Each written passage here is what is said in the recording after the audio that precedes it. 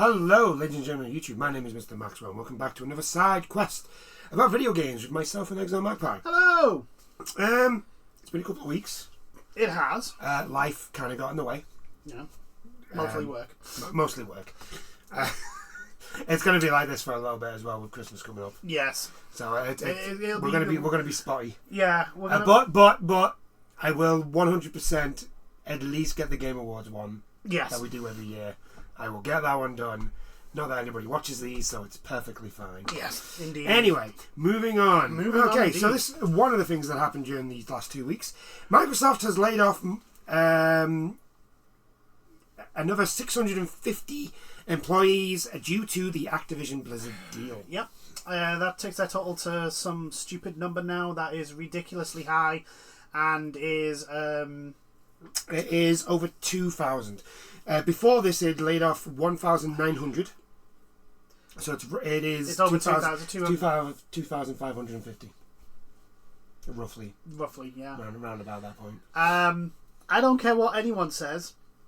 Activision Blizzard did not have 2,550 roles that were matched exactly in Microsoft structure. So, yeah, that is people they are losing that are probably going to negatively impact on the ability of Activision Blizzard being actually able to make games of any quality, because there will be some very experienced people in that list. Oh, yeah. And the one thing you can't replace is experience. You have to then, because the experience has to be gained by other people, and currently, and you have to pass that experience on. Yeah, you have to pass that experience on. Otherwise, the people that are replacing these people don't know what they're doing. Yeah, I have to learn everything from scratch, which means it'll slow things down. Things will, until those people get the experience that they'll needed, the product will suffer, and I don't think Microsoft will give them the time to actually, get the experience that they've lost. No. So it sucks for all those people that have lost their jobs over this last 12 again, months. this is something that Microsoft get away with it all the time anyway, but they lied again. Yes. They said in court that the acquisition of Activision Blizzard would have they would have no impact. They were going to be like kind of hands off. They wouldn't do any. There wasn't going to be any restructuring, which this lot of layoffs has literally been proven to what they said was a complete, total, and utter lie. Which everybody knew it was. Which everyone knew it was. But as I said, when the deal was announced, when the deal was very first announced, when they won the court case, when the decision was finally put through, I said there will be. We both said. Yeah. There'd be loss. There would be. Well, because there always is in because mergers. In mergers that always happens. And I said, very, very quickly, Daddy Microsoft, will be wanting its $69 billion back. And let's just put it this way: what Phil Spencer has told his overlords has not come to pass. No. There has not been a giant spike, an increase of Xbox Live subscriptions. I mean, Game Pass. There's not been no giant spike of Game Pass subscriptions. I think they'll get one when Black Ops comes out. Probably, but not the amount that they want, because what they want is unrealistic. They want a dumbass, stupid number. Because they do not understand the market they're in. And I can say that about Phil Spencer, because Phil Spencer keeps saying that making good games doesn't turn the needle. Despite the entire history of the gaming industry, of consoles especially, proves you know what? Otherwise. Right. I dislike Phil Spencer because he's an idiot. Yeah. And he is. I'm sorry, he is. Anyway, you may like he's a nice guy. He could be the most nicest man in the world. But he's an idiot. Yes. Right? But at the same time, it's like Donald Trump. I don't like him, but I don't want him to go away because they constantly say stupid shit that is just really funny. Yes, however, I don't want him. I don't want Donald Trump. It's absolutely fucking hilarious. Until you realise he's trying to become the President of the United States with access to the entire United States nuclear arsenal. Oh, I know this. Like, that's when you go, okay, no, we don't want that to happen. We just need to find him somewhere that he can just go around and talk the absolute nonsense he's having. I mean, granted, I think he's having an absolute... He's having a mental trip or something because he is detached from reality now. I don't think he... I think, you could tell him the sky is purple and he'll believe you. You could tell him the sky is purple. Mount Vesuvius has actually just got up on legs and walked over to Florida, sat down on Florida and erupted and turned the entirety of Florida into a lava basin. And he'd believe you. Yeah, that's true. Anyway, that's enough on that. Yeah. Back to bashing Microsoft because we told you so. Yeah, there was obviously the obligatory memo that goes out. Oh yeah. Which is the same stuff that we saw that Sony did with theirs, Bungie did with theirs. Who else? Very hard decision. All the other ones, like the usual spill. It was a very tough decision. Very hard decision. It was very hard. I had a choice. I could either get a new yacht, or I could keep these employees on, and I decided to go for the really hard decision of getting the yacht, because I really, really wanted that yacht. Yes. Even though I've got 4. I made a really tough decision that involved no consequences for me. Yeah. It's the usual spiel of like we're looking to the future, all that bollocks, and the future of the next 3 months. With these changes, our corporate and supporting teams and resources are aligned for sustainable future growth. No, it isn't. No, it isn't because you need to start actually selling product. And actually good product, because eventually people are just going to be the people that actually matter, which is the vast majority of the people that are paying your shit, will get fed up of getting bullshit and you literally just doing fuck all with the... It is quite funny though, because in the actual thing they do say that no studios are being closed. No games are being cancelled. No projects are being cancelled. And no studios are being closed as of these adjustments today. That makes it sound really bad though, because that makes it sound like you're going to close one down in like a month, aren't you? Yeah, it's the whole thing of, well, we haven't cancelled any games yet. Yeah, we haven't cancelled anything. We haven't closed any studios down yet. That wording of like, to make sure that when they eventually do the closing down of the studio, people can't turn around and go, you fucking lied when you said that. Yeah, the exact number of where these cuts have happened is as of yet unclear, but more information will no doubt come out over the course of the coming days. The last time this happened earlier this year, the FTC filed a letter complaining that this newly revealed information contradicts Microsoft's representation in this proceeding, relating to their previous protestations and of the acquisition deal. We'll see if this new round of layoffs resparks things with them. It won't. It's been too long now. Yeah, it's done. The FTC can shout and scream all at once, unfortunately. But the American judicial system is a complete and utter farce and a piece of shit. Yeah. And is literally bought. Because that's how Microsoft got it. Because they were like, we're richer than them, so we should be allowed to do whatever the fuck we want. Well, pretty much. Allegedly. Also, the person that did the courtroom didn't understand what a monopoly was. Yes. Which was very strange, since they were a lawyer, a judge. That's what they specialised in. No. Didn't they literally say this will make it better for the industry? That's what they said. A monopoly will make it better for the industry. That's why I'm saying I don't think they understand what a monopoly was. I think they do. What I would like to ask is how many shares in certain companies they have. Who do you know in Not Microsoft? not that I'm claiming that there was a vested interest in Microsoft getting this deal through, but I'm not saying that. That's allegedly. It's all right. We're in a different country. We can say what we want. tell that to the United States. I mean, we are in the UK, and the fucking our chief of police decided to come out and be like, yes, we will arrest you for saying naughty things online, even if you're not in the UK. To which everybody in the UK went.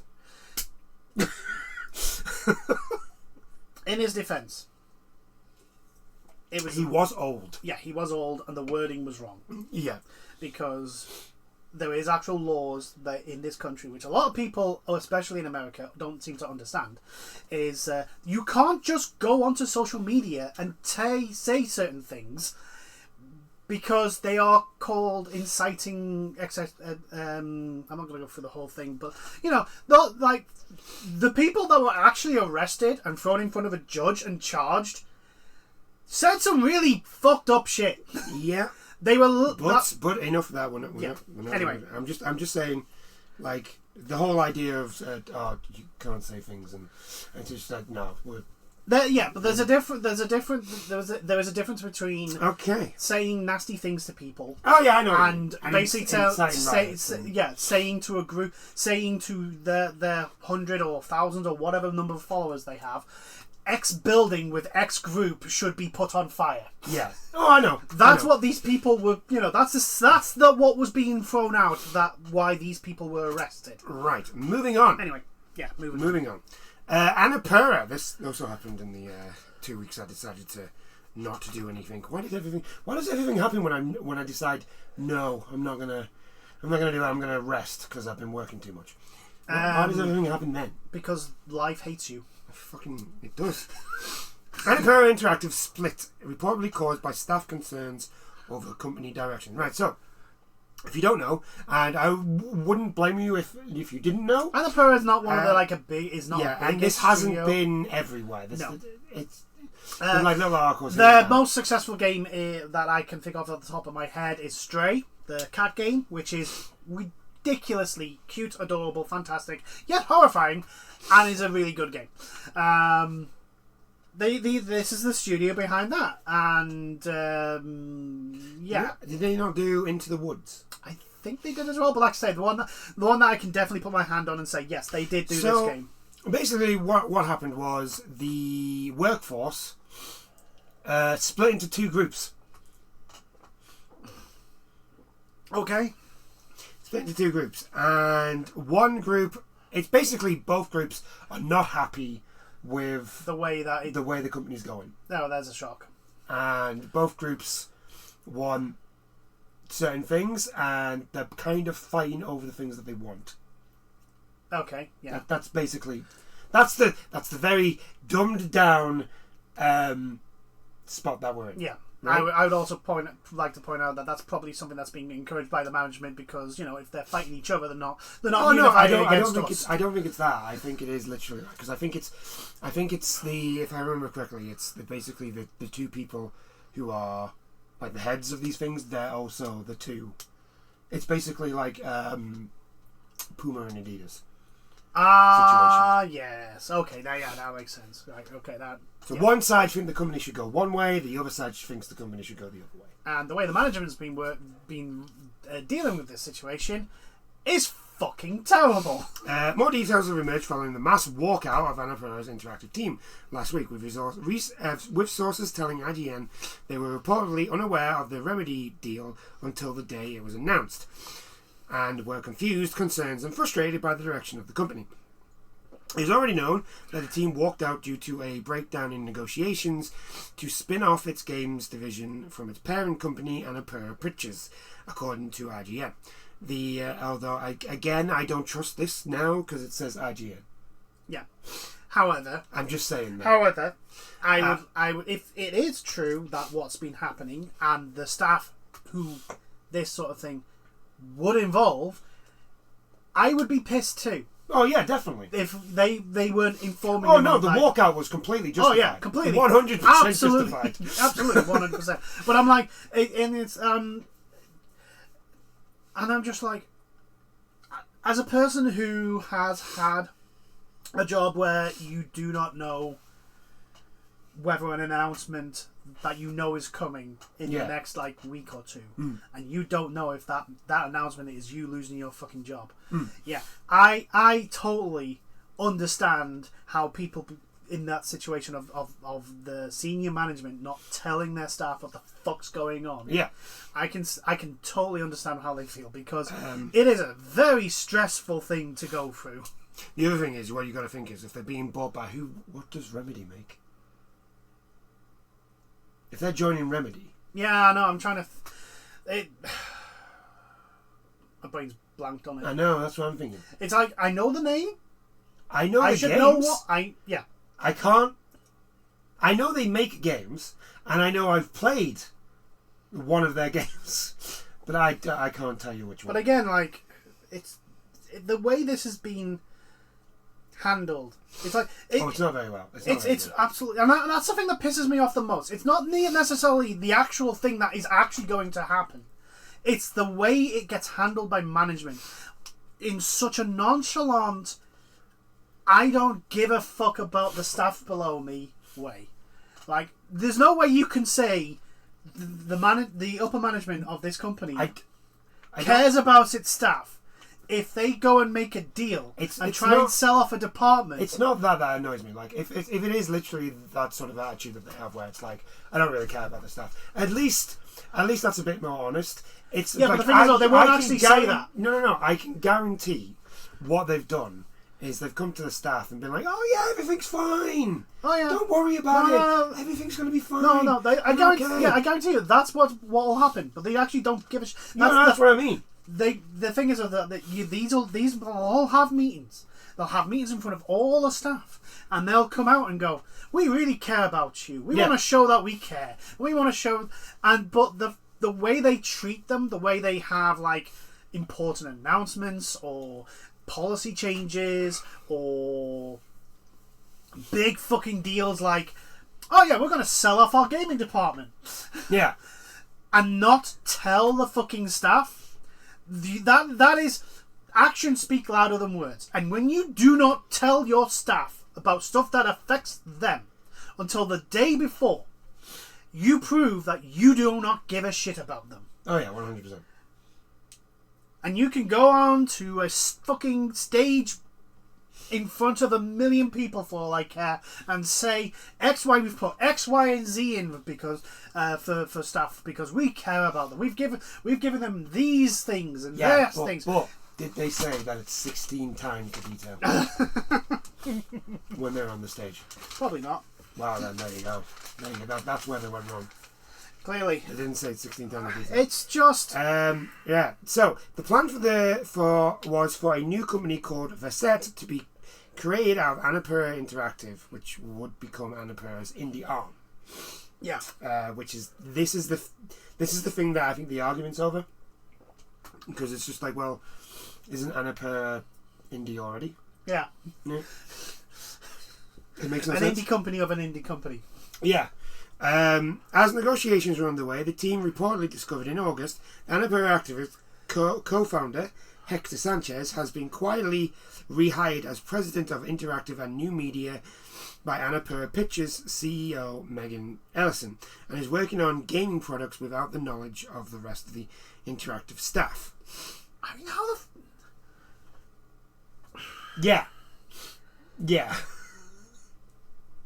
Tell me you're not a stuck-up fucking bitch or bastard who only cares... Bitch. No. I'm not about like just a CEO in thing. Tell me you're not a stuck-up bitch or bastard that does not care about the fucking graph behind them when they're talking about fucking attention span and this is bitch move. Right? That's what this is. Yeah, without actually telling me.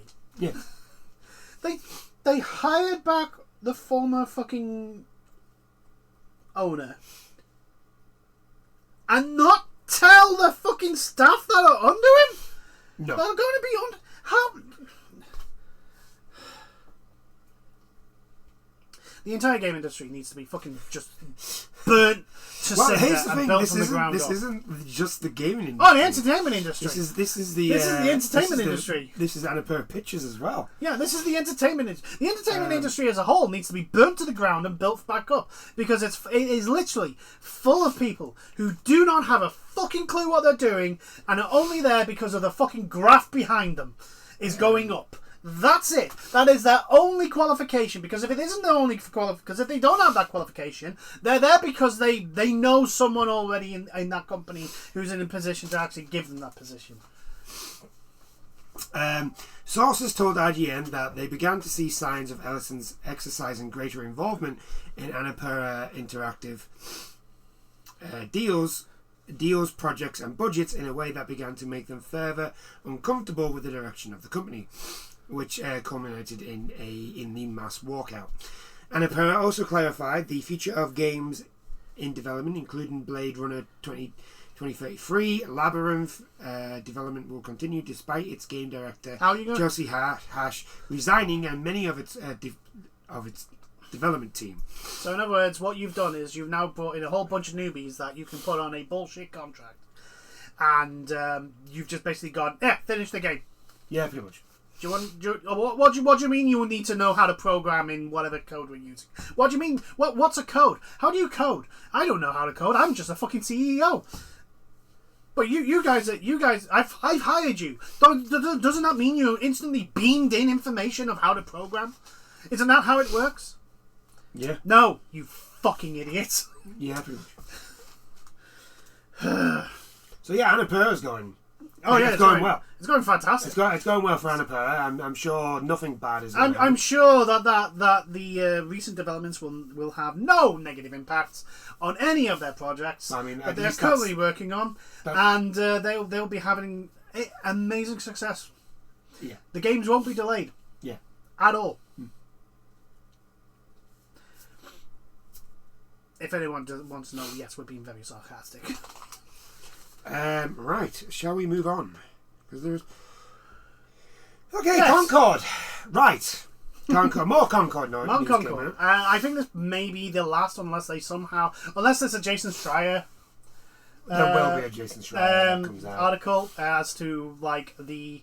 I mean, we've already had some, like, insider rumblings as to, like, why Concord ended up the way it did. Yeah. But we'll do this and then we can get on, because he might mention it in there. Right. So, Concord, there was rumours going around saying that it actually cost $400 million. Now, the reason why some people have been saying, like, oh, that sounds potentially correct, because the credits for Concord lasts over an hour. Really? Yeah. Holy shit. Right? Diablo 4. You know how they said there's like 9,000 people worked on Diablo 4? Yeah. Their credits last 45 to about 50 minutes. Right. Jesus Christ. And Concord had longer credits. And there was a side-by-side comparison, and the Diablo one is slightly faster. Yeah. But not in a, like, the time difference of those two things. So that's why people were like not just instantly throwing out the $400 million price it costs to make Concord. I mean, when I heard, I was like, nah, they can't. No way, Sony's that stupid. They can't have thrown that much money into it. I mean, we all know the gaming industry, the AAA gaming industry at least, are stupid in the way they allocate their funds. Sometimes they allocate over half the budget. Just to marketing. To marketing. Now, I understand. You need good marketing to get your game seen and give it a chance to do well. I understand that. But then again, product needs to be good in the first place. Yes. So, I was like, it was one of those where I'm like, I'm not 100% convinced, but I'm also like, I wouldn't be surprised either. I saw it and I was like, there's absolutely no way, even if it was 50%. There's no chance any company is spending $200 million. Here's the thing: advertising. How much actual advertising? I know there was like the deal for that episode in that series that was being made for Concord. I know they were doing a lot of like promotions and that. Yeah. But actual advertisements, I don't think I saw a single one. I only saw like the odd one maybe on YouTube. Yeah. It wasn't like, you know how like when Spider-Man came out, Spider-Man 2, it was just everywhere. where it was everywhere. Yeah. Same with like when Elden Ring came out. Yeah. Elden Ring was fucking everywhere. I mean, don't get me wrong, it was great to look at such gorgeous fucking things, but you need a new charger, don't you? Yeah, I do. Yeah. So I'm like, they can't have spent that much on marketing. And I don't think they gave... So, like, even if you go, like, conservative and say, okay, so maybe $100 million on marketing. Even though I don't think that was $100 million actually in marketing. No. Like, there's no way that game was 300... I mean, where did all the money go if that's the case? But apparently it's not. Well, it's looking like it's going to be more along the line of the 150 to 200 million mark, budget, which is what everybody was saying in the first place. Yeah, the original estimates. I mean, don't get me wrong, it's still an absolute financial failure of epic proportions. Yeah. Last week, a widely covered report citing a source claiming to have worked on Concord said that internal optimism at developer Fireworks Studios led some to believe the hero shooter would be the future of PlayStation, and that a culture of toxic positivity stopped any negative feedback dead in its tracks. Yeah. The main kicker, though... Hold on, I'm going to sneeze. No, I'm not. Main kicker, though, was that the claim that the whole thing cost $400 million to make. One Kotaku's report, and this is where everyone should literally go, no, I don't know. Wait, hang on. The report has backed up the point of toxic positivity, noting they had spoken to several sources who mentions a heads in the sand mentality learned from the senior lead's Bungie roots. Well, that tracks. When asked about the $400 million figure, they said they hadn't been able to confirm it, though it wasn't the number they had heard. The sentiment lines up with the mood of other journalists, with one saying, you only have to look at Fireworks' former owner, probably Monsters, and its funding endeavours to get a sense of just how out there the figure is. Now, someone has looked at those numbers and has a sense of just how out there that $400 million figure is. Detective Seeds Platinums has a wall of analysts on Twitter for some bizarre reason. If you fancy reading further, the takeaway is that Concord is about 100 million to 200 million game failure, not a 400 million. I mean, still, that's a massive failure. Yeah. It's just no longer, it's no longer as in like, yeah, this is the biggest failure of all time. Yeah. It's still a huge fucking failure. I mean, it's there. It's easily one of the biggest flops in the gaming industry ever. And the whole thing about toxic positivity, yeah. I mean, we go on about like the negativity that happens in the game industry, but like if you do not allow criticism, I mean, we said this when we were talking about it after the Concord launch. Yeah. Like we were saying like there couldn't have been no one in that company that were like, well, this is the wrong way. This is not working, guys. Yeah. And we said it, and like I said, the problem was, or the problem is that these people that are having problems and were like, yeah, genuine issues of like, yeah, I don't think this is working, guys, and maybe we should change some things. They weren't in a position to actually do anything about it, and it is the most fucking frustrating thing. I'm repeating myself here, but it is one of the most frustrating things to know to have the experience in your job, to know when something comes along and is just dumb beyond a shadow of a doubt, and you raise that issue, Yeah. and is ignored. At best, is ignored, and at worst, is singled out as this person is very negative, and they're bringing down the team.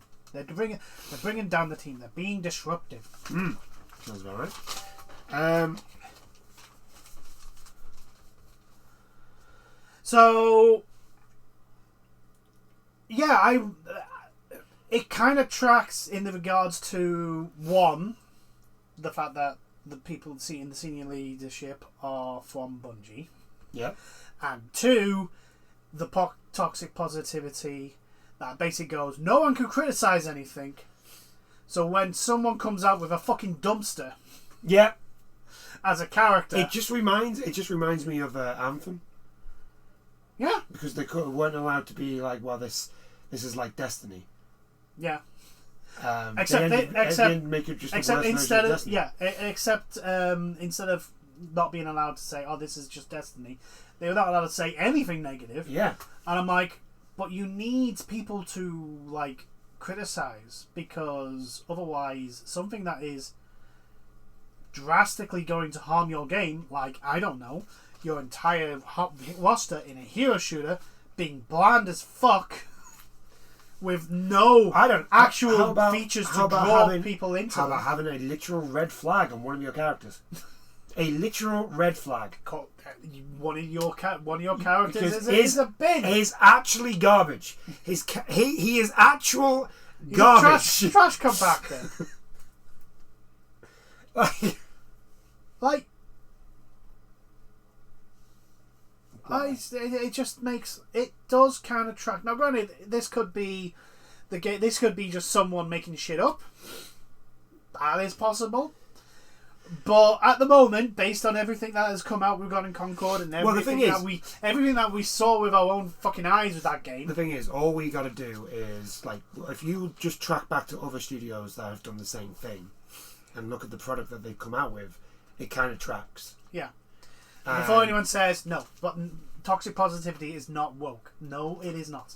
Toxic positivity has been around since as long as toxic negativity. Also, toxic positivity isn't about diversity or anything like that. Toxic positivity is when you're not allowed to be critical of anything. You don't criticize anything that's in the product, because the big problem with toxic positivity is that it ends up alienating people who have anything bad to say, even like constructive criticism, is not allowed. And so those people who could have raised issues with the game end up basically going, do you know what, it's not fucking worth it. And I wouldn't be surprised if the person that put the red flag and called that one character, and the person who designed the trash compactor if they had at the very beginning of the process raised concerns and only be shot down and ignored and singled out, etc., I wouldn't be surprised if those people were some of the people that would have raised issues and barred because it's been negative. And so their way of coping with the stress that would cause is to basically put a red flag on a character, and make a character and call it, it's a dumpster fire. Yeah. Look, you're playing literal trash. Yeah. Wouldn't be surprised. I'm not saying that's what happened, but okay. So to keep on the Sony bashing, yes. Moving on, the PS5 Pro was announced. Yes, it was, and £700. Yes, £700, which is, now I don't know if they included the tax for the US dollar pricing, because that was the same price. Yes. And last time I checked, as I always do, I'm pretty sure the pound is more expensive than the dollar. Yes. Like, we get more than $1 for every pound. Yeah. So it's actually more expensive to get the PlayStation one, unless they haven't put the tax on. Because I know in America some tax is sometimes added after. Yeah. Which is fucking. It's like, could you not just put the tax on? I feel bad for Americans when it yeah, because I have to work out everything. Yeah, you can't just like go to the shop and buy some cereal. You got to also figure out what the tax is. You have to look at the tax and be like, okay, so I'm buying. This is $5, but the tax is like $1. So it's $5.25. Yeah. I've got $10. Yeah, it's just like I can't just go and take $10 worth from the shelf. Why I also don't have to take into account the tax. Yeah, like I mean, I feel bad for you guys because that's horrible. That's a horrible and then you way have to of do your shopping. own tax returns. Yeah. You have to do your own tax returns. I'm like, at least here in the UK, that shit's done on our paycheck. Yeah. I mean, it sucks. You see how much is going to the Chancellor, and it's like, oh, for the full of love. Yeah, but at least you're not the one doing but the yeah, maths I don't have to do the maths to do it. You know, it's already done for us. We know exactly it's coming out. Okay. Anyway. Yeah. So it's going to be £700, and at the same time, it doesn't come with a disc drive. Yeah. So Or a vertical stand. Nope. That's You're going to make me pay 700 quid, 700 quid for a console, and you're not going to give me a stand? Yep. The least you could do is give me a fucking stand. And then also, you're going to charge me more if I want to actually physically own the bloody game? Are you taking the fucking piss? It doesn't come with a disc drive. It doesn't come with a disc drive. No. You can tell Sony don't have a fucking competition. Oh, God, yeah. What the fuck? This is the worst they've ever been. At this point. They are literally selling you half a product. Yeah, this is the worst. This combined with the fucking asinine bullshittery PlayStation Plus needed to play on PC. Yeah.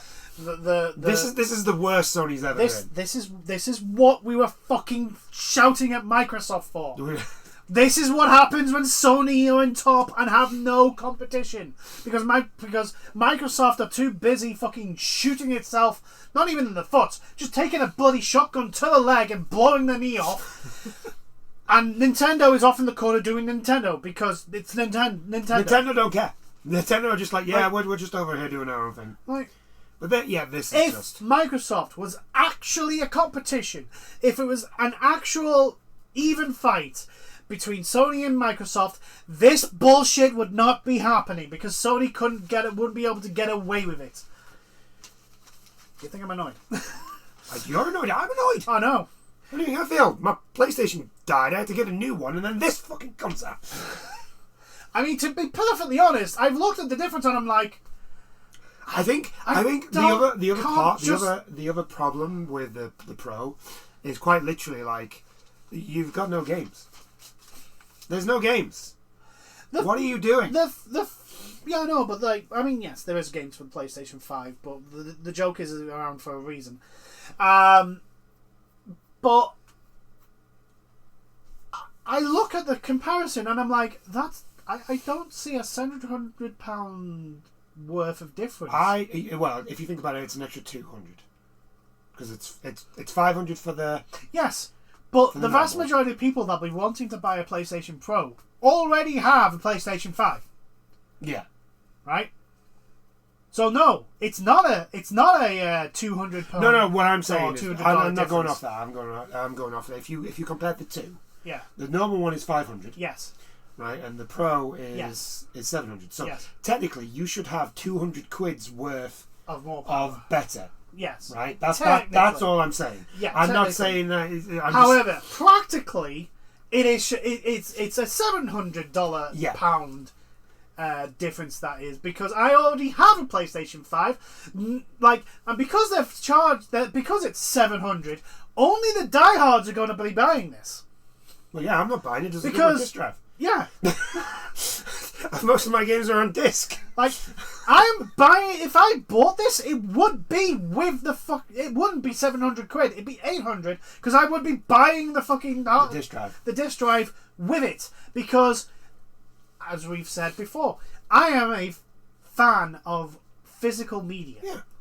Because when I buy some physical media, it is mine to use as I deem fit.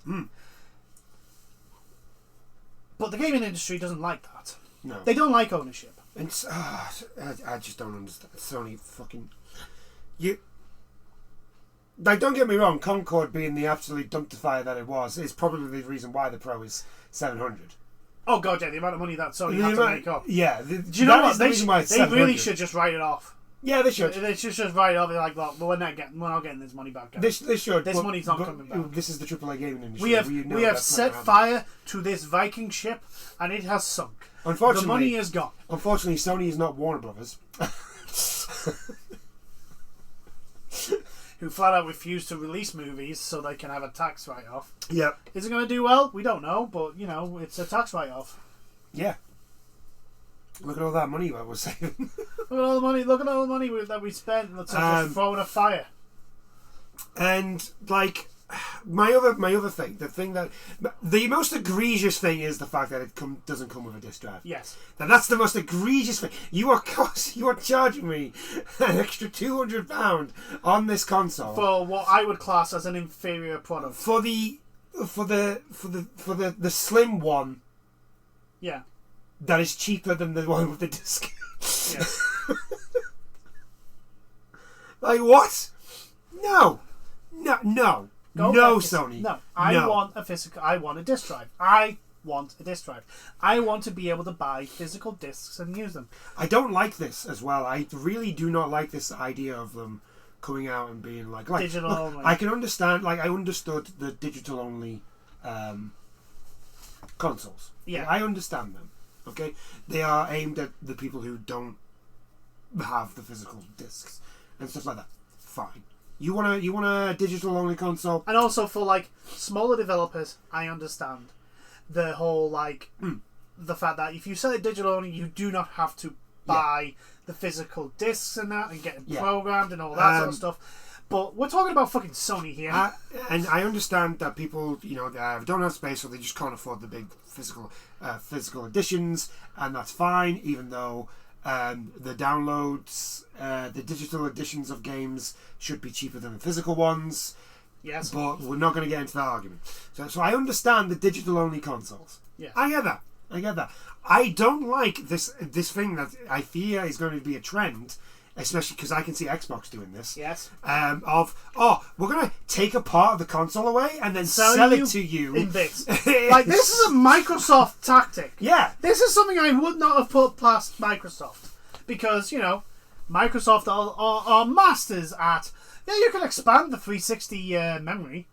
You need to buy it, but only our 360 memories actually work with it. Yeah. And, it's shaped specifically so that only our memory packs can actually fit in them. And, so we can charge you extortionate amounts of money for them. Like the disc drive. Like you have to buy the disc drive separate. Is absolutely egregious. And it's £100. Yeah. It's if you want the disc drive, I'm pretty sure my latest PC, because I will always buy my last two PCs I bought as like build your PC sort of thing from like gaming PC builders. And both times I went, give me the Blu-ray player. Yeah. I want a disc drive. I want to be able to physically take the music and movies and stuff that I have and put them on my PC. I mean, granted, movies not, but to be able to play them, etc. Yeah. But I want to be able to take all the CDs that I have, and we both of us combined have a fuck ton of CDs. Yes. I want to physically take them and put them on the thing. I don't want cloud storage. I don't want any hassle of making sure it's connected to the internet, etc., etc. I want to be able to, if the internet fails tomorrow, to be able to load up my PC and still play the music I want to hear. Yeah. I like physical media, and physical media gives me so many more options to actually do shit, and is not reliant on external factors to be able to access it. But this is just this is bullshit. Oh yeah, it's absolute bullshit. Well, my point being is and the Blu-ray players that I bought are pretty good Blu-ray players. They are not as expensive as they're not £100. No, they're not £100. Like the whole reasoning behind it of it being player's choice. So they can choose to have the disc drive or not. It's like, fuck off. No. It's the microtransaction argument. Yeah. They don't have to buy it. Yeah. They don't have to buy microtransactions. You have made a problem and you're selling us the solution. Yes. That's exactly what you're doing. Yes. It's fucking It is. It's Microsoft all over again. It's the game industry. Yeah. This is bullshit. It is literally Ubisoft with time savers. Yeah. Oh, should we talk about Assassin's Creed? Yes, we will once we bash in Sony. This is the stupidest fucking shit they've ever bought. And as I've said, this is only happening because Sony is feel like they're in an untouchable. Well, I mean they are. Microsoft's not going to get anywhere close to them. No, because they've openly I'm convinced. I am convinced now, after everything that has happened at Microsoft and Activision Blizzard and all that, I am convinced if they make another console, it is literally going to be the Xbox version of the PlayStation 5 Pro. That's it. They're not going to be making an actual full-fledged, separate on its own console. I refuse to believe it because they don't want that. They want Game Pass. They want everyone on Game Pass. They're gonna make the Steam box or whatever it's called. You mean they're gonna make Google's Stadia. Stadia. They'll make that. They want Stadia. Yeah. Because that went well. Yeah, they'll make that. That's what they'll make. They'll make Stadia. Yeah, they'll make Stadia. And they'll go, yeah, you can play it on your Samsung TV. Yeah. And if you don't have a Samsung TV, well, you're paying us a monthly subscription anyway, and we know you'll forget to stop paying and we don't care. And we don't give a shit about you. Yeah. You're just a fucking Xbot dumbass who will just buy it, who will just eat up everything Phil Spencer says as golden, even if he turns around and calls your mum an ugly bastard. But back to Sony and their bullshit. What else was they coming out with? I do like. We will talk about the state of play, but I do like the fact that they came out of the state of play. And part of it, right? So before we get to state of play, we will. I'm gonna. There was a lot of people going out and being like, "Oh, this state of play was terrible," and all that sort of shit. No. Number one, it wasn't awful. But number two, this state of play, I can guarantee, was a last-minute decision because the amount of shit Sony have been getting, they needed to do something, and so they put together a quick state of play. No. I think it was still supposed to go ahead. That this was not a change of date or a vastly put together. I think they were going to have a lot more for Concord.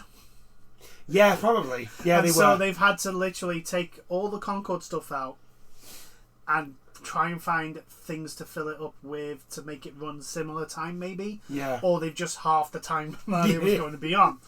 That's what actually happened. I just think with the thing with Concord, with the PS Pro, I think because this one did feel like it was just like bashed together very, very quickly. Mainly because of the Concord. Because they had to pull Concord, a whole bunch of Concord stuff out of it. Hence, this is also why I think we got the reveal, which we'll talk about, the reveal of the new game that we will get to. That's what we will get to. Because, it looked early. And the fucking idiots have already started talking about it because they're idiots and... I do not care. No, neither do I. I do not care. Anyway. Yeah, Sony in this position, as much as I do like kicking Xbox, kicking Xbox has become a... Yes, well, to be honest, it's easy because Microsoft just give us ammunition. At this point, they don't try and improve. They don't try and change anything. They just throw ammunition to people who don't like them and go, "Hey, throw it at us." Oh no! It's not that I don't like them. It's just they make it really easy just to make fun of them. I know, but that was my point. And it's fun. Microsoft are not doing anything to help themselves. Yeah. They are literally, like I say, taking a shotgun and blowing away their knee, let alone shooting their own foot. I would generally like I do mean it this time, Microsoft. Can you please get your finger out your ass and actually do something? Get your fucking shit in gear. Get your shit in order. Get your house in order. Just get rid of Phil Spencer. And anybody around saying, "No, you can't." Fire. You can't. The entire. You should tell them to get rid of fire people because they'll be out of a job. Fire the entire I think it's like the three: Matt Booty, Phil Spencer, and Whoever else is in the senior management positions, the entirety, get rid of the fucking lot. Oh yeah, and don't give us anybody on the internet. Don't give the bullshit of like, oh well, you shouldn't be saying you should get fired. They should fire him. They've got golden. Phil Spencer could get fired, not get a golden handshake, and probably be good for at least 6 months. Not even 6, even longer than 6 months. These guys will be fine. These guys will be fine for years. Yeah, the amount of money they're on. Yeah. And also, like, the amount of money they're on, they could half their wages and still be fine. Yeah. That's what I'm saying. Like, these people, they'll be fine. But anyway. Yeah. Can Microsoft please get their fucking shit together? Sony. Because Microsoft being actual competition is the only fucking way Sony are actually going to actually pay attention to it and stop being an absolute fucking asshole. And Sony, can you stop being an asshole, please? Please. It would be very nice. Be great. I would like it a lot. Like, don't get me wrong, I understand that Concord bombed and you need that money back. Do you know how? Here's the thing. Do you want to know how you get your money back? It's called Bloodborne. Yeah, we'll get to that as well. It's either a remaster, Bloodborne remaster. I mean, come on. Anyone who was hoping Bloodborne was going to be announced, it was just basically huffing copium. I know. I just thought, PS Pro, they need something to sell it. But they don't. They don't need anything to sell it. Yeah, because the diehards will fucking buy it.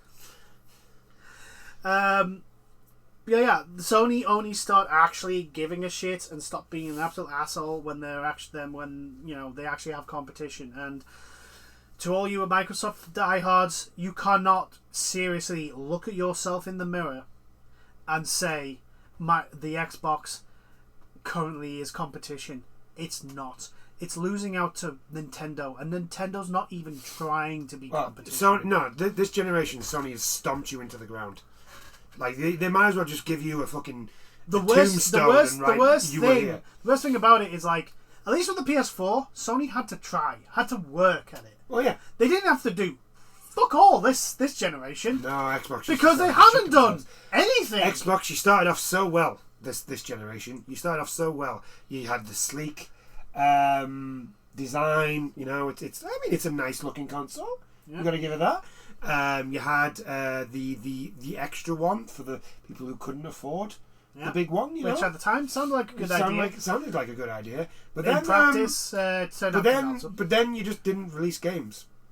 And when you did release games, they were not up to scratch. They were Redfall. They were disappointments, and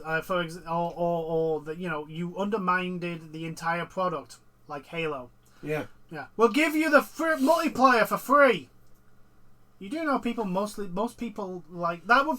That's like Call of Duty giving out the multiplayer for free for the next Black Ops. Yeah, you've just destroyed like at least half the sales that you. Oh wait, it's coming out on day one Game Pass. Yeah, congratulations, Microsoft. You just undermined your biggest seller. Well done. Congratulations. Yeah, Game Pass doesn't work. Not in a business standpoint, anyway. No, it does not. You're spending too much money on games, making games and selling them for nothing. You are literally operating at a loss to sell Game Pass. Yep. It makes no sense. See, this only works if they become a monopoly. Because everyone has to get Game Pass. Yeah. The problem is that they're doing such a shit job. There's not a chance in hell there'll be a monopoly. Well, the thing is, Game Pass doesn't work because they're right. So the only way it would work is if they keep constantly up in the price of Game Pass. Yes. Which I'm on about but I'm on about every 6 months. Oh yeah, I know. What you think is COD Black Ops is not going to be cheap to make. No, it's not going to be a cheap game to make. No, and it's took 3 years. And it's took three years instead of 2 to make. And it actually, and to be honest, from what I've heard, it has made a difference. Yeah. Then you've got all the studios that they've bought and they're probably going to buy. Yeah. That's not cheap. No. Right? So they're spending all this money to put into Game Pass. Yeah. And subscription. Really, what they're asking for back is pittance. Yeah. you are relying on basically you're relying on everybody to get the top tier Game Pass. Yes. Which is just not going to happen. No, because subscription models have a ceiling, and I think Microsoft have hit theirs. They may get a bump for Black Ops, a little one, maybe, I don't know, maybe it might be a decent one, but like I say, it's not going to be the stupid level that they have projected. Yeah, and because it does seem to me that the offices of the triple game industry hierarchy are just full of people who just talk absolute shit. They're just full of Waylon Smithers. Yeah, pretty much. That's all they are. People who just kiss ass and pull things out of their ass to keep their boss happy, so that they get praise and awards from them. But so the Blu-ray disc player for the Pro will be £80, so an extra 100. Oh no, that's the price I paid for my PC's Blu-ray. So okay, but still, like, again, $700 improvement. I don't think so. I don't think so. I mean, the pre-order sold out for the Pro. Because of course it has. The pre-order just sold out very quickly. It's just... Oh well. I'm not looking forward to the next console where they come out and go, yeah, it's going to be digital only and only digital, and you're not going to be able to get anything else. Well, you can get a disc drive, but you've got to buy our very specific disc drive. Yeah. You can't buy any disc drive. Oh, and you want actual memory in your console? No, you don't get any of that. You have to buy 2 SSDs. Yeah. If you want memory. And that's another thing when they go, oh, it's going to be digital only. Oh, well, I don't have to store. Yeah, but now I have to play fucking memory Tetris. Yeah. No, it's not even that. Like, if you think about it, like, I know the Xbox had a terabyte of. Yes, but Call of Duty is a third of that. Yeah, and that's a third. We're getting games now that are like 100 to 200 fucking gigabytes. So not even 1 terabyte is fucking good enough anymore. Nope. Right? It is. We are going to get to the point where the consoles come out and they're just going to... Yeah, there's no memory. You have to buy them separately. Yeah. They won't even come with a console. I'm waiting for a console to come out and the very next COD needs more memory than the base model. I'm waiting for it to happen because I know it will. Yeah, it will. Right, shall we move on to good things? Yes. Basically, the State of Play came out and we got releases. Was it amazing? No, but I was happy with it. There was some cool announcements. It was fine. Yeah, it was fine. There was stuff. I don't understand why everybody's bitching about it. Again, like it's just fine.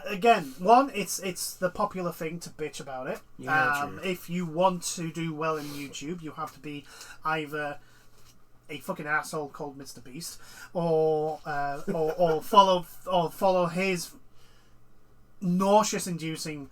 You know what? I've never watched a Mr. Beast video. I didn't even know who Mr. Beast was until all this stuff kicked off. You are very fortunate, my friend. Like, I only know who Logan Paul is because of the whole thing that he did in Japan. Yes. Right? And the scam. Yes. Thing, right? I didn't know who KSI was until it found out that he was friends with Logan Paul. Right? I found out about KSI with the boxing match. Nope. That was the first time I heard about him. Nope. But yeah, you are very fortunate. You see, this is the best thing about not being online. Yeah. That much. Oh yeah, the drama shit and the I just stay away from all this bollocks. Yeah. All like literally, my internet is you would look at it and you'd think I was like a 12-year-old boy. Because it's just like, I don't know, like the new what's the best build for a game? Yeah, but no. The problem is that 12-year-old boys are the ones who are actually following the likes of KSI. Okay, no. Mr. Beast. No. Okay, then yeah, you can tell I'm a 35-year-old man. Yes. Yep. Yeah, literally, it's like cool animations that people have done on the internet. Yeah. Movie trailers.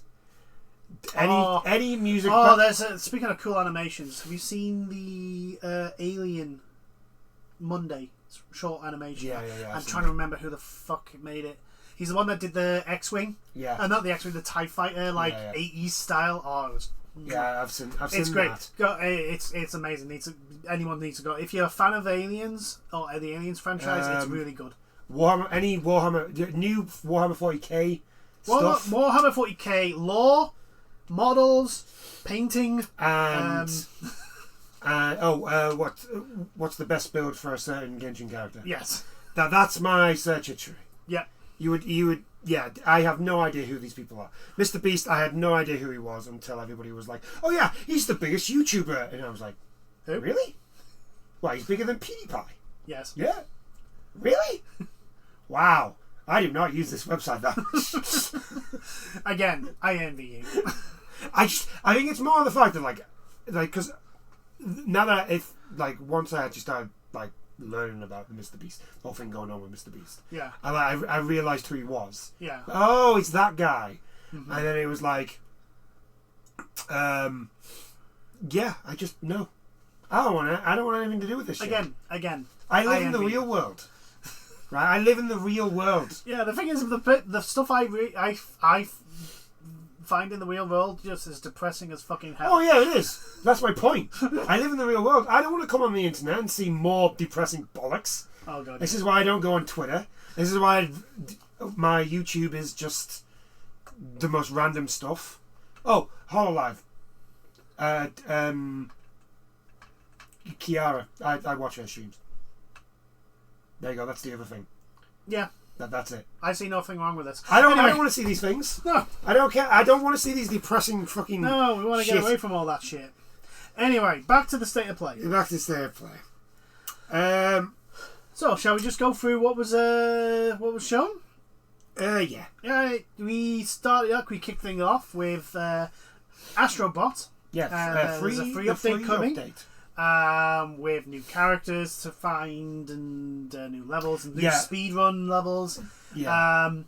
And even though we've literally bashed Sony for the last God knows how many minutes over Concord and Microsoft. Yeah, no, but specifically Sony here. Yeah.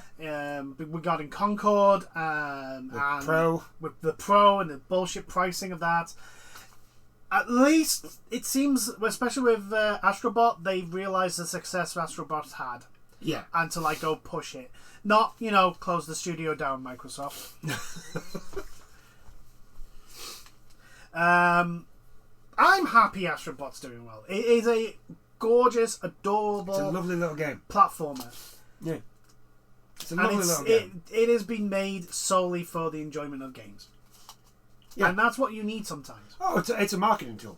Oh yeah, it is 100% a marketing tool, but it is clearly done to just have fun. But yeah, and that's what matters. There's a lot of charm. There's a lot of charm. Game. There's a lot of charm, and you just can't. The Ken and Ryu bots fighting Street Fighter. It's a snake under the box. Yeah, there's just so many lovely little touches. So yeah, there's more Astrobot coming, which is good. I like. It's a good game, and I want good games to do well and get more love on them. Following that, we had Midnight Walk, which is that it's the one it's sort of like stop motion. Yeah, claymation type. It's in VR as well as it looked really good, art style and that. I mean, it's clearly got very horror-esque. I like the look of it. I want to actually see more actual gameplay. Yeah, I want to see gameplay of it. Basically, we want to see what the gameplay loop's got. Well, it's got me interested. Yes. Following that was Hell Is Us. That was that it looked like a Souls-like. It did. It kind of looked like a Souls-esque with I'm trying to think an Eldritch control type art styles per se. Yeah. Very, very freaky and horrible monsters and all that. You got a little droid. Yeah, you got a little drone. You got a little drone to do things with. I have no idea. Very cool. Following that was Metro Awakening, the VR game that's coming to PlayStation VR 2. Even though clearly it's not had the success that Sony wanted, it's nice to see that Sony are still supporting the PlayStation VR 2. Yep. especially since I've got it. Yeah. It's. I'm gonna have to jump on your VR and just when this see comes how out, it works when this comes out. Yeah. Following that was Arcade Chronicles. That was the which is it looks like an MMO type game actually, or at least like a Monster Hunter slash. I'm trying to think which one that one was actually. If you can find it. If I can find it. I had it before. I saw it. No. Oh well. You've said it could be like a boss rush type game as well. Yeah, it looked like... It definitely has multiplayer elements in it. I don't know if it's like a full blown MMO. Ah, there you go, that one. Yeah, Arcade Chronicles. Online action RPG. Yeah. Following that, which this announcement kind of surprised me considering the recent news. Which we haven't actually mentioned. Oh, we did. That's the one thing I was like, I would miss. It's okay. Something. We can go with that. We can go here now. Power World. Power World is coming to PlayStation 5. It's on PlayStation 5 now. It's actually got released on the day of the State of Play. And not surprisingly, Power World is being sued by Nintendo. Nintendo are suing them for game mechanics, though. Which is like, oh, this is a very terrible precedent if you get it. But apparently, what Nintendo did is before Power World was released, is copyright Pokeballs. Oh. And basically, on the proviso that if Power World blew up, which it did, yeah, they would sue them under that. I mean... But yeah, you would think, oh, they're suing them for like copying their character, their monsters. The monsters. Nope.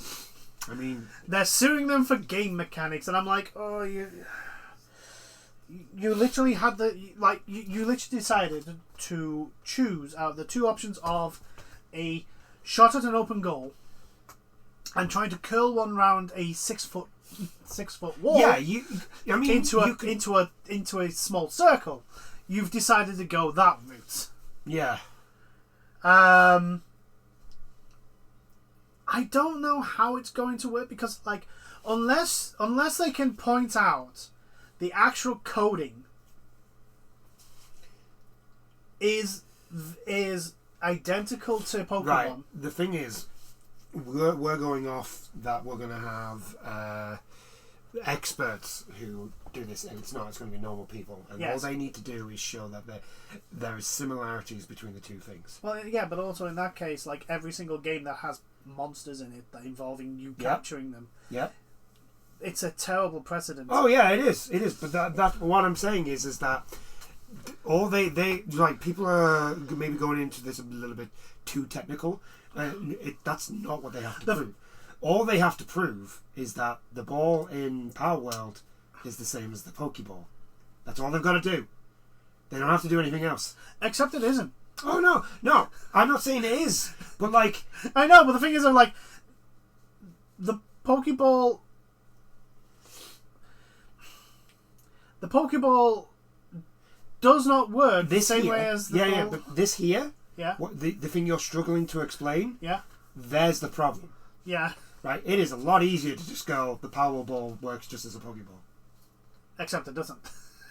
Yeah, but the thing is, right?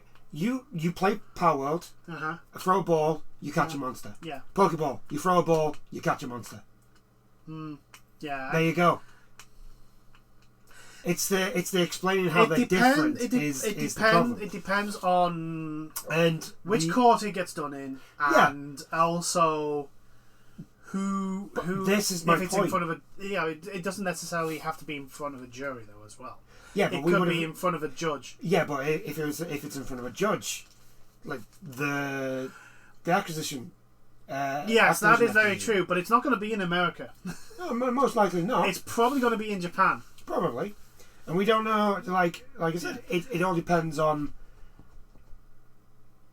the person who is it going to be a jury? Is it just a judge? Anyway, I just like I was like, well, I'm not surprised, and then I heard what they were suing them for, and I'm like, really?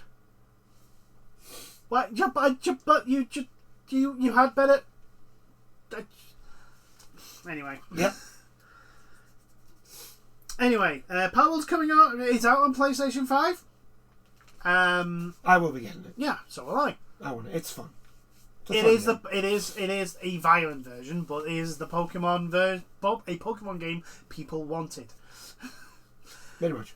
I'm like, for the love of fucking God, Nintendo, all you have to do is tell Game Freak to like, look, just make an open world multiplayer Pokemon game. Or don't. Just make an open world Pokemon game. Yeah, or don't. Just make an open world Pokemon game. Like, no one. This is what the fan base has been screaming for. But no. Anyway, Palworld's coming out. That's great. It is out actually. Sorry, and it is great. After that was Lunar Remastered 1 and 2. Yep. Which is cool. Which is it's old school JRPGs. Yeah. In 25 years. Yeah. It still looks actually, even though it's not a remake, it's just a remaster. It does look gorgeous. Yeah, the art style is pretty cool. Yeah. It's very 90s anime. Yes. Very late 80s, early 90s. Yeah. Following that, we had an update to Teenage Mutant Ninja Turtles Shredder's Revenge. We're getting, I think, 2 new characters. Yeah, we're getting 2 characters. And also remixes of the soundtrack. Yes. It's being added as well by a whole bunch of artists. Yes. And the tracks that they showed, they were pretty bopping. So, yeah, good stuff for the Shredder's Revenge fans. Following that, we had an announcement for the new Sonic and Shadow game. Yes. Keanu Reeves is voicing Shadow. Yes. This is to coincide with the movie release, Sonic 3, which I will be going to see. Yes. Because it has Keanu Reeves in it. Well, no, I saw 1 at the cinema. Yeah. I saw 2 at the cinema, so I'm going to go see this. Yeah, might as well. Also, it does look like they're keeping on form in regards to, like, these are just fun games for... fun movies for people who are fans of the franchise, and that's all you need to start off with. You don't need to do this whole bullshit off. We need to. I just like the scene where it's like, we don't want to hurt you, we don't want to fight you, and then Knuckles is like, I would very much like to fight him. I would like to very much fight him. Idris Elba just knocks it out of the park with. It's fantastic. Knuckles, he's great. I love it. It does feel like they're also having the voice actors are having fun as well with the character.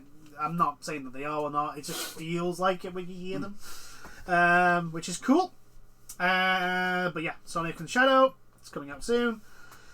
After that was Fantasy Neo Biome thingy. Is that the? That's the like. As from the music is it's another JRPG. It's a tactical one, I think, or a more classic one. But the music is being made by I can't pronounce his name. But the one who does Final Fantasy VII. Yeah, Final Fantasy. Yeah, it's also the actual game's actually made by the original creator of Final Fantasy. Yeah, so that sounds like something that could be really cool. Following that was the release date announcement and like a more lengthy trailer for Dragon Age Veilguard. Woo! I do not care.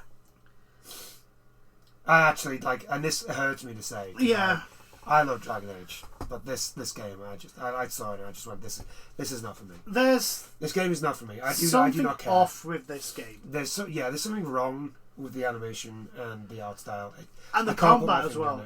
And the combat, yeah, but especially with the combat, it's like it's stepped away from like being a pure action that I think Inquisition was or 2 was, but it's basically trying to do both.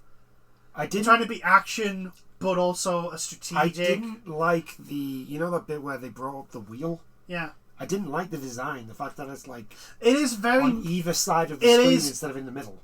Do you know what it is? It is very Mass Effect. Yeah. In the fact that it's you give commands to your two party members. Well, the thing is, that's what you did on Origins. Yeah, but Origins gave you a lot more control. Yeah, true. You could actually tell them to go to places. It was a proper old school RPG. A la like your Baldur's Gate. Yeah. It was more that style. Like, yeah, you only had two party members, but you had a lot more control. And this one, it seems to be like they've tried to do both and have failed to do both. Yeah. It's trying to do like a halfway house between what Inquisition and 2. And this one, I don't know. Like when the fight with the dragon was on, the dragon just wasn't impressive to me, and the background, it didn't look like it was actually there. It looked like a piece of paper. Probably because it was. Probably because it was. It was a skybox. Yeah, but that's what it looked like. It didn't look like it was actually there. Yeah. It looked like the end of the Truman Show, where the boat hits the wall. Oh God, yeah, yeah. Oh, it's just like, I mean, I've not played any of the Dragon Age games, but I have seen how people who love the series, and it's like it feels. So with Dragon Age, there are two types of fans. Yeah. There is the Dragon Age Origins fans. Yeah. Who will tell you Dragon Age Origins. I am part of this fandom. Yeah. And I'll tell you that Dragon Age Origins is the best one, and yeah. it is. Maybe not in the looks department, but in actual gameplay, it is the best one. And then there's the other side, which will tell you that Inquisition is the best one. And to be fair, you could argue to both of them. Yeah. Like both sides have merits I think, in this one. And like I said, I think they're trying to do a halfway house with this one between Inquisition and that, and it doesn't look like it's actually hit the mark. It looks like it's failed miserably. My main problem is because I played Inquisition, I liked it, but I didn't. There was things I was just like, this is fine. Inquisition is one of those games that I feel like it gets a bit more praise than what it actually deserves. Mm-hmm. I think Inquisition is about as good as Origins, if not a little bit less. Yeah. Right? That's just my opinion. Like I can see why people think it's better, blah blah blah, all that sort of stuff. But my big problem with Dragon Age is that there is a story. It does the Ubisoft right. There's a storyline that goes through Origins into 2, and it's supposed to go into the Inquisition. Yes. Right? And what that is, and spoilers for everybody, at the end of Origins, the hero that you play disappears off the map like that. Yeah. Right? At the end of Dragon Age 2, the hero that you play disappears off the map. And Liana and I think it's Cassandra are trying to find them because they're like, what the fuck's going on? Why are these people just disappearing? And Inquisition just doesn't follow up on any of it. Nothing happens to do with this. So I'm like, okay, what the fuck happened? Why did these people just disappear? You know, and we're going to go into another one, and if it does get brought up, I can guarantee it's going to be some bullshit answer, but it's fine. But I think the main problem, at least for me, is that this game, it doesn't look or feel like a Dragon Age game. Like Dragon Age. It feels like Assassin's Creed Origins with a Dragon Age skin. With Dragon Age skin. Like no, what I'm saying is it feels like how I felt when when Assassin's Creed Origins came out. It's like, yeah, it looks good, but that's not Assassin's Creed. Yeah. You know? And I'm in the same boat now, and I watched the trailer for it and I was just like, this is I'm not gonna bother. BioWare, you're probably gonna get it. Sorry. Probably. I've got Dragon Age Origins 2 and Inquisition. I've got all three. I mean, granted, I need to dig my PS3 out to play Origins, although I think it's on sale on Steam. I might just buy it on Steam. Yeah, it's on Steam. You can just get it. Even your PC should be able to play it. my PC should be able to play it. So I'll just do that. It's fine. Anyway, so yeah, Veilguard. I mean, if someone is excited for this game, I hope it is a good game. I hope you are. I want it to be good. Like, every part of me is like, please prove me wrong. Yeah. Prove me wrong with this one. Do not do what Ubisoft did and prove me right. Yeah. But there's nothing that we've seen that makes us think they're going to turn it around. The other thing that I've seen is like I think the new story writers either do not care for the lore, or they haven't looked back and they don't understand it. Like Varric is the prime example of this. Of giving Varric a beard goes against everything that Varric stands for, because Varric doesn't like dwarf society, so he wouldn't grow a beard. I mean, there may have something happened in the time frame, but I don't know. I doubt they'll actually address that. To go from being like, I don't like anything to do with dwarven society, so it's so much so that you wouldn't even grow a beard, to all of a sudden having a beard. It feels like either he has to have had some serious shit happen in between Inquisition and this one, to which would you at least explain that? Yeah, I don't think it's going to be good enough. I would like to say that they might address that in the game, but again, I'm not going to hold out for that to be actually addressed. Varric is one of the best characters in Dragon Age. Like, so I understand why he's been put in. Like, don't get me wrong, I understand why Varric's in it. There's a reason why he's in the Inquisition. Yeah. It's because he's the best one. But, like, don't at least understand the character. Yeah, at least understand things. Don't take like what makes him interesting just to give him a cool looking beard. And even then, his beard doesn't look that good. Hopefully they do address it. I just don't hold out that they will. Anyway, following that, we had Alan Wake DLC, The Lake House. The Lake House. That is coming out to coincide with the physical release. Yes. There is going to be some... it'd be very interesting to see how this goes, because it's definitely a more... At least the trailer is a more, like, full-out horror. Yeah. Like... There was no silliness. Yeah, it also seemed like, at least I could be wrong because I haven't played Alan Wake 2, so it could have been the last from the game, but it sounded like you were Jessie. From Control. From Control. That sounded like her voice. But like I said, I could be wrong because I haven't played Alan Wake 2 yet. That's what I might play actually for Halloween. I might play Alan Wake 1 and then get Alan Wake 2. That might be a good idea. That may be a good idea. Anyway. Following that was Hitman World of Assassination VR. Yes. I'm down for cool. that. I did like the funny little hand movements that was going on in there. That was a bit weird, but anyway. Then came something that people have been asking for quite a while. And we finally have it. I mean, it's not a remake, it's a remaster. But we've got something. I was very happy Soul about it. Reaver 1 and 2 remasters. Very happy about this. These were out back in the day before the internet, before you were able to actually like just order online or download. This is back in the day that if your shop decided your shop got like 20 copies, and if all those shop copies were gone before you got there, most likely they weren't getting it back in. Yeah, if they decided they weren't going to stock it, you were tough out of luck. But yeah, getting these out is fantastic. Also, to anyone that goes, well, surely they must have had more stock. No, we're talking about the UK, not the US. With their giant ass shops. Yeah, I don't know what the US is like. We're talking like, think of the smallest card shop you can think of. Old school comic book stores. They were the size roughly on average for a computer game shop for us. I mean, technically you could say that's now. Yeah, even now. And this was to the stock, PlayStation 1. GameCube or Dreamcast, fucking Xbox games, PC games when they were on disc. PC games because you had to get physical copies, like physical boxes of WoW Yeah. When that first came out.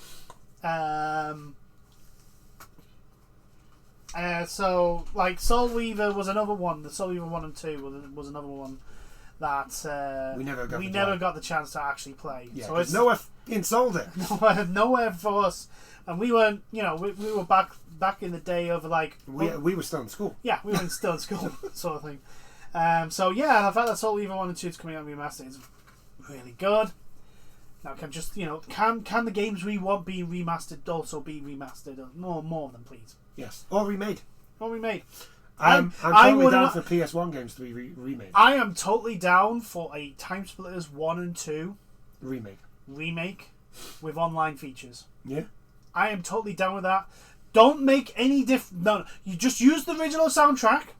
You don't need to make... Because that the soundtrack for Time Splitters 1 and 2 is fucking fire. It is one of the best soundtracks ever, because I got the on the classics when it came out on PlayStation, and yeah, like Planet 51 is Chinatown's track is amazing, but like they are all really like bopping music. It's really good.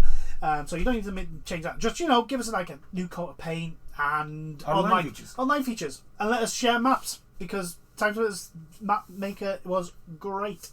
Anyway, following Soul Weaver announcement was the PlayStation 1 style horror game Fear the Spotlight. Yeah, that looks kind of duty. It does look kind of cool. Is gonna be, I think this is the first release from... No, second release from Blumhouse Games. And it does look... If you are a fan of old school horror games, this is probably for you. If you liked like Resident Evil 1, 2, Silent Hill. Yeah, this looks kind of fun. What's the one with the camera? Fatal Frame. Those type of like psychological, very oppressive, like horror type games. Yeah, this is for you. I do not think you'll go far wrong with Fear the Spotlight. Following that was Tower of Aesbria, or whatever it's called. That's like the souped up Animal Crossing. Yes. So basically you get your own island and you get to build like giant towers and all that stuff. Waterfalls and all that cool stuff. And it's like, it's a relaxing game. It looks alright. Yeah, we do. It looks quite fun. Just not my jam. Yep. Following that was an announcement that Lego Fortnite's getting split screen. Good for them, I suppose. I remember the days where split screen was just a normal thing. But of course, as is usual in the gaming industry, they took that away from us now. And now that they're reintroducing it, they want a pat on the back. They want us to hold celebration and scream in honor of their name. Yes. Because they are giving back something they took from us. But yeah, it's for couch co-op. It's cool. So good, well done them. Following that, something for you that you got really excited for: Dynasty Warriors Origins. And this looks so fucking badass. I will be honest. I had reservations for 9 when it was shown because it was like, there's something quite not right here. Yeah. This looks a lot more like, again, like we said, was it 6 they came out with? That was a complete clusterfuck. And and then 7 came out. 7 came out and they reverted back and done a lot of good stuff. This looks like that again. They've gone back to the more, even if it is more simplistic controls, and but they've focused on what makes Dynasty Warriors, which is you versus 1,000 dudes. It's epic China in the Romance of the Three Kingdoms, and you shall not pursue Lu Bu. Yes, I like the. I don't know. There's something. It's like, it looks slick. It does. This one, it's something that like I've never really would describe Dynasty Warriors as looking as slick, like with the maps and all that sort of stuff. I mean, granted, it is everything that they want us to see. That's very true. So again, because it is Dynasty Warriors, and the last game that came out was an absolute mess, I'm going to withhold judgment. But I will after what give I credit saw, where credit is after due. what I saw for that one. Yeah, credit where credit is due. It does actually. It looks like they're on the right track, because Dynasty Warriors is not a game that you want. It's not a game for like in-depth combo city action show fighter. Yeah. It is like I say, it is literally you versus 1,000, It's 10,000. It is it is you against an entire army, and you literally turn around and go, this is not fair. You should have brought more men. You should have brought more men. Yeah. Where is the challenge? Are you not entertained? It is literally Zhang Fei on the bridge of Chanban being like, bring it, bitch. Yeah. I can't, like... It is you as Lu Bu looking at the entirety of Cao Cao's army and going... Pathetic. It is literally you on a barge going on the at the Battle of Chibi and going, do you know what will make this amazing? We set it to fire. That is the fight that I'm looking forward to. That's the battle I'm looking forward to in that game. Because that game, like, Chibi's always like, if not the best fight battle in the game, it's up there. It has the best ever track from Dynasty Warriors ever. Yeah. Power and Glory. Yeah. Oh my god. It usually has the best music. It always has the best look. Everything about that battle in the game. That is like the perfect Dynasty Warriors bit. Yeah. Like, because it does it so well, especially if you're on the Shu Wu side. You get all the things. Because everything goes against you at the beginning, and then all of a sudden the winds change, and then all of a sudden you're pushing them back. Yeah. It's just fantastic. The way that level is built out and done is really well done. Every time, like, it's just fantastic. Yeah, the very first time you play the Battle of Chibi as either Shu or Wu, it just goes so fucking well. Especially because you get to the point where you're literally like fighting for your very lives. Like, you are literally like, this is all going wrong. I know what they're doing is like, just hold on, wait until the winds change. We just need to hold the line. Yeah. Hold the line. And then the winds change, and then all of a sudden you're pushing them back. What is it, White Guan? Huang Gai, and then Huang Gai goes off on his espionage, and next thing you know, the entirety of the Wei fleet is on fire, and it is glorious. It is. I love that fight. I love that battle so much. I want. What I would like is the battle between Cao Cao and Wan Shao. The one where Guan Yu comes up and goes, I am here for your head. I am here for your head. Wang Liang, I am here for your head. And goes off to kill 3 generals. Just like that. It's great. Love it. Yeah. Like, it looked really good. It looked really, really impressive. I'm glad that it looks like it's back to the, like, 10,000 men on a screen, and unfortunately they're all stuck in the same screen as you. Yeah. They are unfortunately in the same part of the battle as you are. Like, they are the prisoners, and you are Rorschach. Yes, literally. Like, amazing. I'm glad that that's what it looks like it's gone back to. As much as, like, 9 intrigued me with its open world, it did not work. So it was very poorly implemented. I'm wondering what's going to happen with this one. Is this going to be an open world? Are we going to get levels? I don't think it is. I think it's going to be set piece battles, but the battles are going to be bigger than they've ever been before. Yeah, I am like Hulao Gate. I want to see what's going to. I want to see what Lu Bu fucking does. I know. Again, like, there's the Battle of Wuzang Plains. I want to see what that is. Yeah. Wuzang Plains is going to be just them. I like the idea. I also like the idea that you seem to be just some random soldier. Yeah, you seem to be random. Way up. The thing is, like, if I do the story campaign, then I am literally going to just, I know how this turns out, so I'm going to pick the winning side. I'm going to join Wei. Yeah. And then join Jin when they show up. Yeah. I'm gonna do all of them. I know we're gushing about Dynasty Warriors, but again, I have to put the caveat out that it is Temko Koi. I will never. The thing is, I will never not gush about Dynasty Warriors. And the Dynasty Warriors 9, we have to be. We have to put out the warning. Like, they could throw us another Dynasty Warriors 9 potentially. They could. So the thing is here, there is positive signs with this one. The thing is here, like, like I said, the fact that like I've never used the word slick to describe dinosaurs. And this one looks like the fact that you're fighting in the rain and like the characters are actually getting wet. I know. Is just and the ground is like muddying as well. It is react. It's not just a flat plane. It is literally like reacting to the thousands upon thousands of feet that are trampling all over. I mean, don't get me wrong. This is Technocom.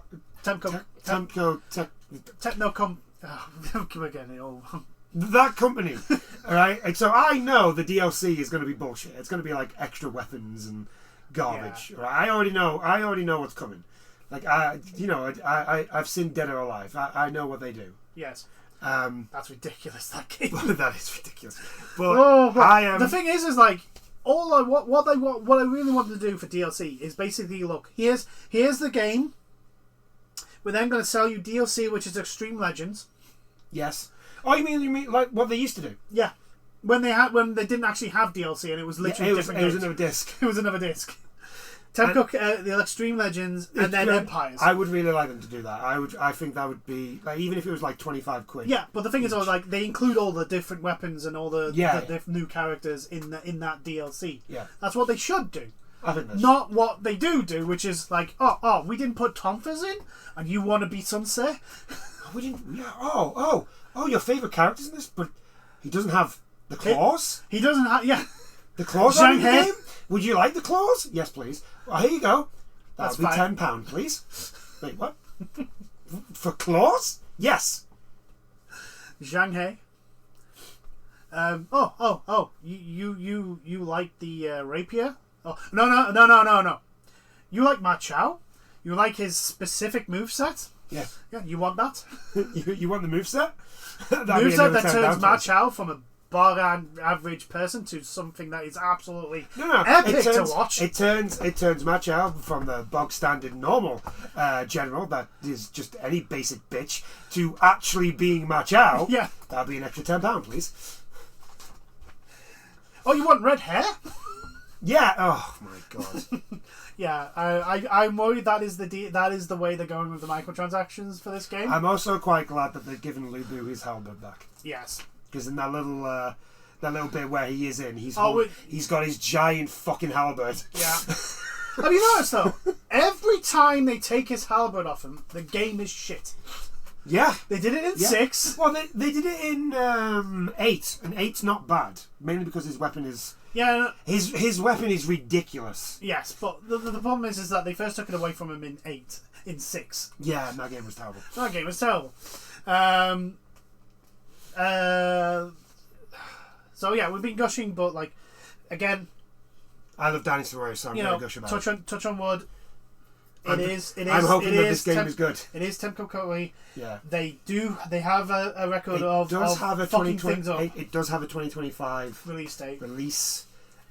But it didn't say when, I don't think. I think it's going to be the usual time. Also mid, like March usually, or like it's usually summer. Dynasty Warriors games are usually out in the summer. Oh no, it's usually when nothing else. Yeah. Dynasty Warriors always comes out when nothing else is out. Anyway. But yeah, so there are positive signs for Dynasty Warriors fans. There's positive signs. So let's hold on to that and hope that they don't fuck it up. Following that was the release date for Monster Hunter Wilds. February 28th? Yes, 28th of February 2025. I don't think they need to show off anymore now. No, but I think they've shown off everything they need to. Yeah. The very fact that they've shown that it's not just like sandstorms you have to worry about, like rain in like river areas forces the rivers to get. Yeah, it looks like there's a rainforest as well. It turns the streams into like rivers, and they become an obstacle you have to worry about. And different monsters show up in the during different weather effects, which is kind of cool. Now, granted, also terrifying. Terrifying, but also like for me, experiencing weather effects on certain games can be infuriating as hell. But you know, it's a good. It looks good, and if you're a fan of Monster Hunter, you're probably gonna like it. If you like Monster Hunter, you're getting this game. Like, that's... Following that was Lego Horizon Adventures. Yep, the game that looks better than the actual game it's based off. Yeah. It just looks like fun. It does. It does. There wasn't anything new that was actually there. Oh, there's a pre-order. There's the pre-order stuff of like the skins and that. Following that was the announcement for the remaster of Horizon Zero Dawn. Again, it does not need a very remaster. No, because it came out on the PS4. And like as I say, for a remaster or even remake, you really need, personally, I again say, 2 generations at least before you could justify it. The funny thing is that it comes out on Halloween. Yeah. It comes out next month, on Yeah. October 31st. Yeah. And I'm just literally there like, do you know what game would actually be cool to release on Halloween? Fucking Bloodborne. Yeah. Like, what the... Goddamn Sony. Bloodborne is a license to print money. Why are you not doing this? Why are you making remasters for games nobody's asking you to remaster? Following that was the Stellar Blade Nier Automata. Yes, I will be putting Stellar Blade back on my PlayStation for this collab. It looks like there's at least a new section to explore. There's going to be a new map. There's the the 2B costume. So yes, I will be downloading that. Yes. I love that. And then finally, the last game. I am very excited. Ghost. So of Yotai. I watched this live. Yeah. And obviously this was like near midnight when it came out. And obviously everybody had gone to bed. Sort of. And so while I was watching it, I was in bed. And I literally had to refrain myself from going, yes! When I saw this. I do think they have announced this a bit too early. I think they've done a Diablo. Or Overwatch 2. Or an Overwatch 2 at this point. Because you can clearly see that it's like 30 frames, possibly 20 frames. Yeah, it's clear like the trailer. The stuff we've seen is the only stuff they actually have. It feels possibly, yeah. However, I'm happy because for a couple of things. One, it's proof that there is actually in existence. Yes. They are making a sequel to Ghost of Tsushima, and 2, it ends all speculation about where and when and is it going to be Jin Sakai? Yeah. It's not. It's a lass. Yeah. And it's set in Hokkaido. Yep, 300 years after... In 1602 at least. Yeah. At the very earliest 1602. So we are talking about the very height of the Sengoku Jidai, just before Nobunaga shows up. Yeah. Which is like... Yeah, I mean, we keep going on about, the Sengoku Jidai is being done to death. Yeah. However... This one is going to be focused on Hokkaido, which is the very northern island of Japan. Which is the Masamune clan. Which is Masamune. And also, they were pretty much isolated from everything that was going on in... at this point, the Dante clan weren't involved. No. I think they were, but not because they were on the island of Hokkaido, it was a lot harder for anyone to, invade and take over and force them to do what they want them to do. Yeah. Also, it's in the middle of the Sengoku Jidai. The moment you send your army up north, the people behind you go, "Hey, all their armies have gone up north. Let's go and invade." Also, just watch the Takeda versus the Usugi clan. Yeah. That is literally what they did to each other all the fucking time. One of them would go off and invade another clan, and the other would then invade them. Yeah. Forcing that clan to then turn around and turn their army and is like, for the love of God, could you not let me just finish this invasion first? Could we not organise this thing so, we can both get bigger and then we can have one really massive. I like the fact that they've showed off, some of the weapons that you can have by the looks of things. It looks like you can dual wield. Dual wield, potentially. It's either dual wielding or it's the stance that has you using the scabbard as an extra weapon. Yeah. It's one or the other. Either way, I find it cool. Yeah. Looked like there was a chain weapon. Yeah, kunai. Is it a kunai? No, that's me. throwing thing, yeah. But yeah, it's like the claw. It's like a claw, isn't it? It's is it not the? It's like a ball and chain. Yeah. Sort of looking thing. Yeah, I know what you know. And an actual musket. Yes, because again, 1602, muskets, gunpowder weapons were around. Which look pretty mint. I have to admit, also, I like the whole attitude of like the Ronin. Yeah, I was talking to her. The main Kajira last in the game. Yeah. That's all we know. We don't know why she's in Hokkaido. We don't know if she's a native of Hokkaido, if she's on the run from someone, is she hunting someone. We don't have a fucking clue. All we know is she has a horse and a wolf. Possibly. We might have a doggo companion. We might have a doggo companion. To which I go, okay, which one are you going to kill? So that I cry. Oh, look, I already know I'm naming my horse Kage. Yeah. Rest in peace, Kage. But the whole attitude of like, you think you're the hunter when everyone out here is hunting you. Yeah. And I'm like, yeah, she is. You just, oh my god. Like, I love those those character types where it's like, yeah, I don't give a shit if you're. I'm most interested in what the story's going to be. Well, that's the thing. Like, we don't know any of her like motives. We don't know like anything that's caused them to be there and why they are the ghost. So we'll have to just wait and see, and not prejudge like the part internet of me is has. like, I'm kind of hoping that like she's taking up a mantle of the ghost. Yeah. So basically, you had Jin. Yeah. He was the first ghost, and then I don't know, maybe somewhere along the line, he taught somebody else how to fight, and then when Jin died, that person became ghost, and they've just travelled through Japan. Yeah, the legend, like a new they ghost, pass it on to someone else. And then a new ghost comes along. Yeah. That's how it's going to. That's kind of like, that's my headcanon for now of how we've got the ghost from Tsushima, which is the other side of the fucking country, at a time where people didn't just, to Hokkaido. To Hokkaido, which is the opposite side. Which is like the northernmost main island. Yeah. From one tiny island off the coast of Korea. Yeah. All the way to the north of Japan. Yeah. Like, part of me's like, but it has been 300 years. Oh yeah, that's what I'm saying. Like, so the legend of the ghost could have come from Tsushima. I'm kind of hoping then spread. But also, again, like, it could be. It's like a mantle. The thing is also is like, I do actually like the fact that it's not Jin. I like the way.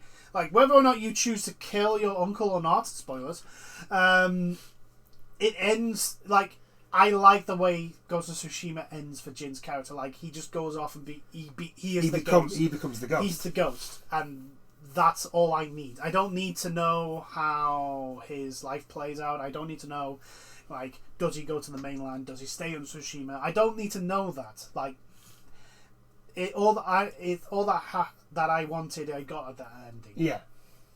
And so I'm happy that it's not Jin, it's someone else. And like I say, I find the story of how someone will become the ghost more interesting than the continuation of one character who is already the ghost. Yeah. Like, I don't need to. That's why I'm kind of, because I really like sort of like mantles being passed down. Yeah. That's why I'm kind of like, I'm hoping that's kind of what it is. But it's going to be one of two ways. Either it's going to be that, or it is the sort of like a legend of Tsushima that has been made known to the rest of Japan. Yeah. As folklore and all that. And she goes around Hokkaido dressed as the ghost. Not necessarily intending to become the ghost, but through her actions and everything, people start calling her the ghost, and then she earns the mantle of the ghost. That's what I mean. That sort of thing. Yeah. Which I'm all for. I am down for that. I am very happy that this game is real. It's real. I'm very happy that it just looked beautiful again. Yeah. Despite, like we said, it's clearly possibly even pre-alpha footage. Yeah. It looks gorgeous. Yeah. It looks absolutely gorgeous. Sucker Punch knows how to get the most out of the PlayStation 5. I can't wait. It's gonna be great. I know. Like, I might play Ghost of Tsushima again. Just go through, get Ghost of Tsushima. Get in the mood, get ready for it. Yeah. Because I think I may do that once there's a release date. It's got a 2025 release at the moment, but I've got a feeling it's going to get delayed till possibly early 2026. Possibly. But it wouldn't surprise me if we get it like late 2025. If they have to delay it to make the game good, I am 100%. for it. Yes. Do not rush this game. No. Do not do crunch. Do not overwork anybody. Just make this game as good as you possibly can, without hurting anybody. Yeah. But yeah, the fact that we have to put that on the end of it is just again with the doggo. Like, please let me name the doggo. Yes, and let us pet it multiple times. Yes. I mean, there is possibility that I stream that all I will do is pet the dog. Also, yes, I know we're asking to be allowed to pet the doggo, but please also can you bring back the foxes and let us also pet the foxes again? Let us have the foxes. They have to bring the foxes back. Oh yeah. Although actually, the question is, it might be something else. The question is there going to be hot springs? That's a good question. Will we be seeing cake? There has to be hot springs. Will we be seeing cake? There has to be some sort of hot spring, right? You'd think so. We saw Jin's buttocks all the time. We saw Jin's bakery quite often. And Jin had the buttocks. He had the He had the cake. He did. And I'm not. Hey, listen. I don't go that way, but I can appreciate when I can appreciate a good bakery. And I think on that bombshell. Yeah, Ghost of Yotai looks cool. I can't wait. I'm gonna try and keep my head in the sand as well. Yeah, I'm literally going dark on it as well. I am a little bit nervous about the next couple of years for PlayStation, because when you think about it, we're gonna have Death Stranding 2. Yeah. Ghost of Yotai. Yeah. There's a couple of others. I'm sure they've announced, but they've not shown anything for. We know that apparently there's a FromSoft game being made for PlayStation. So like Jesus Christ, 1 year for PlayStation is going to be fucking ridiculous. Potentially. Just to make the console actual fucking affordable. And also stop being an asshole. Stop being an asshole as well. Please. But yeah, we'll end it there. I do hope you enjoyed this chat. And we'll catch you next time. Goodbye. Toodles.